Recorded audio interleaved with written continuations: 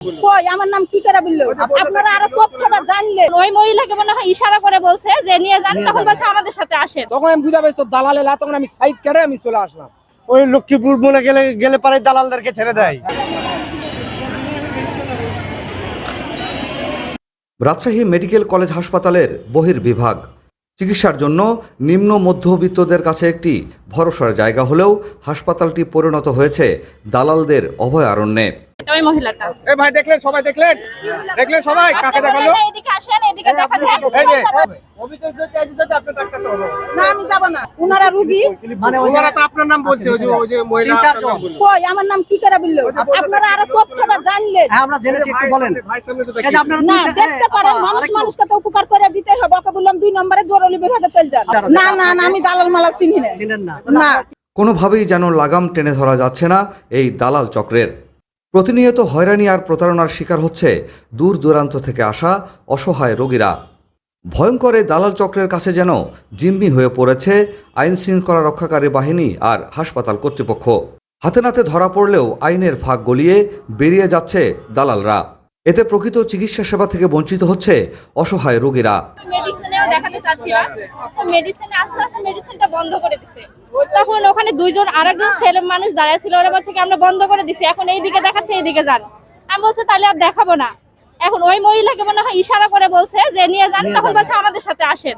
আমরা তো গেট দিয়ে তখন বের হয়ে চলে, তখনই তো আপনারা দাঁড়াইছিলেন। টানে নিয়ে আসলো, নিয়ে আসে বলতে চলেন ওখানে বড় সার আছে, আপনার তো এখানে লেখেনি, ওখানে লিখছে, পরীক্ষাটা ওখানে করতে হবে। তখন আমি বুঝা পেয়েছি তো দালাল এলা, তখন আমি সাইড কেটে আমি চলে আসলাম। আমি এখানে সিজার করার জন্য এসেছিলাম। ওই অত টাকা তো হবে, এত টাকা আবার বেশি লাগছে তখন। আমরা পাইলে এসেছিলাম আমরা। ওই বছরে 6 মাসে এরকম সাংবাদিক, পুলিশ, আর্মি, র্যাব এসে বারবার তুলে নিয়ে যায়। ওই লক্ষ্মীপুর বলে গেলে পারে দালালদেরকে ছেড়ে দেয়। তবে কারা নিয়ন্ত্রণ করছে এই দালাল সিন্ডিকেট?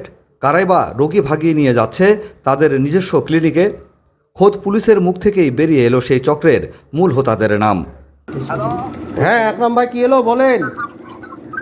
ও কি হলো বলতে, ওইটা তো খারাপ লোক। এরা আছে যে ওই যে পলাশ আছে না, পলাশ ফার্মেসি, তারপরে ওই যে আলিপ্লাম ফার্মেসি এরা লোক। হ্যাঁ এরা কি করে বলেন তো? ফার্মেসি এরা দালাল সব, বুঝছেন?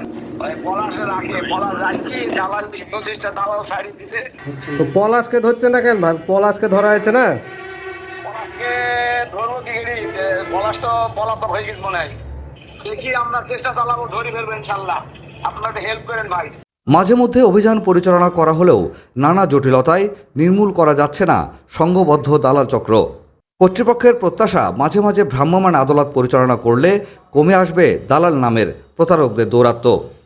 দেখুন, একটি সংঘবদ্ধ চক্র দীর্ঘদিন ধরে এই দালালি করে আসছে এবং এই উদ্ভূত বিষয়ে কিন্তু আমরা বারংবার আমাদের রাজশাহী মেট্রোপলিটন পুলিশের কমিশনার মহোদয়, আমাদের রাজশাহীর জেলা প্রশাসক মহোদয়, পুলিশ সুপার মহোদয়, র্যাবের প্রতিনিধি সবাইকে অবহিত করেছি এবং আমরা প্রত্যাশা করি তাদের দিক থেকে যদি ভ্রাম্যমাণ আদালত পরিচালনা করা হয় তাহলে কিন্তু তাদের এই দৌরাত্ম্য অনেকটাই কমে আসবে। এবং আপনি জানেন যে হাসপাতাল কর্তৃপক্ষের কিছু সীমাবদ্ধতা থাকে, তারা চাইলেই কিন্তু তাদেরকে সরাসরি এটা পুলিশে দিতে পারে না। কেননা অনেক ক্ষেত্রে দেখা যায় যারা ভুক্তভোগী তারা মামলার বাদী হতে চায় না বা অভিযোগকারী হিসাবে তারা অভিযোগ দাখিল করতে চায় না। এই কারণে বিভিন্নভাবে তারা পার পেয়ে যায়। তবে সুনির্দিষ্ট অভিযোগ পেলে মূল হোতাসহ দালালদের বিরুদ্ধে কঠোর ব্যবস্থা নেওয়ার কথা বললেন রাজশাহী মেট্রোপলিটন পুলিশের এই কর্মকর্তা। কিছু দালাল বাহিরের যে রুগীগুলো আসে গ্রাম এলাকা থেকে, যারা সচেতন না, এই সমস্ত রুগীকে টার্গেট করে একটি চক্র চেষ্টা করে তাদেরকে সরকারি হাসপাতালের পরিবর্তে বিভিন্ন ক্লিনিকে নেওয়া। রাজশাহী মেট্রোপলিটন পুলিশের পক্ষ থেকে ইতিমধ্যেই এরকম বহু দালালকে অ্যারেস্ট করা হয়েছে এবং তাদের বিরুদ্ধে নিয়মিত মামলা রুজু করা হয়েছে, তাদের বিরুদ্ধে মোবাইল কোর্ট পরিচালনা করা হয়েছে।